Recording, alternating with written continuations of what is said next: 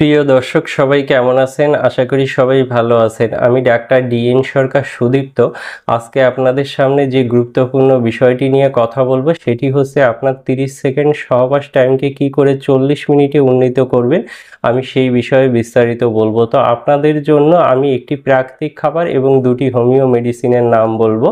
সেটি হচ্ছে মাকা পাউডার, অ্যাভেনাসিড মাদার আর হচ্ছে R41। এই তিনটি মেডিসিন যদি আপনারা সমন্বয় করে সেবন করতে পারেন সেক্ষেত্রে খুব দ্রুততম সময়ে আপনাদের সহবাস টাইমকে 30 সেকেন্ড থেকে 40 মিনিটে উন্নীত করতে পারবেন।